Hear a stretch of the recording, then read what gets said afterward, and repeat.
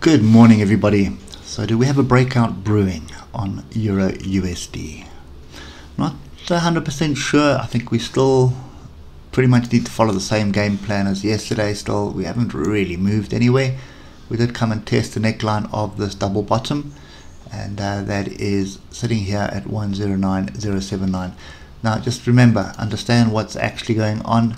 We have a crossover of the moving averages on the weekly, and we're hovering here around the weekly 150, and we did that for pretty much all of last year. You can see how we just kept hovering here on the 150 EMA. So it is going to be a difficult area to break through, but if we do break through here, it is going to be a fairly strong move to the upside, probably something similar to what we saw here in 2022. So at the moment, nobody really knows what's going on with the dollar. We obviously interest rate and war and oil and everything else. I mean, you can pick 100 things which are influencing the dollar right now. So not one of them has got direction. So that's why you're seeing this sideways confusion at the moment.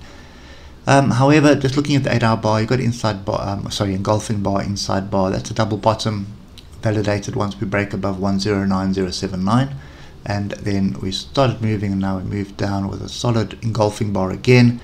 That does look like a little bit of a flag for an attempt up.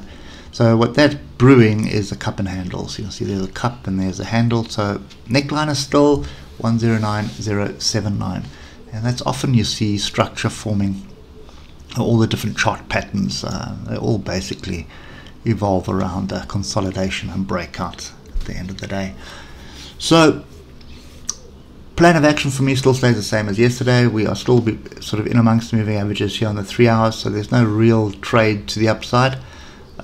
If anything, it should be trades to the downside, but this series of higher lows here and then this little dip, that to me is a big cup and handle. So I'd be very cautious of chasing to the downside right now.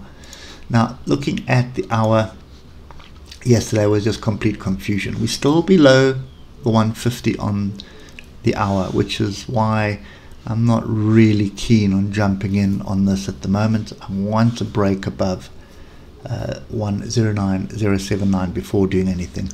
Oscillators have crossed over and separated ever so slightly. That's why you're seeing a couple of green bars this morning, but it's not enough for me. So we've got to get above the 150 EMA. We've got to get above the structure, come back and test it. That's your signal for a long. So for me at the moment, this is sit quietly. So yesterday's price action pretty much just all over the place, and it's typical when you are below the 150 EMA on the hour. This is typically what happens. You just get this ranged chaos, which is just deadly. It's just designed to hurt you.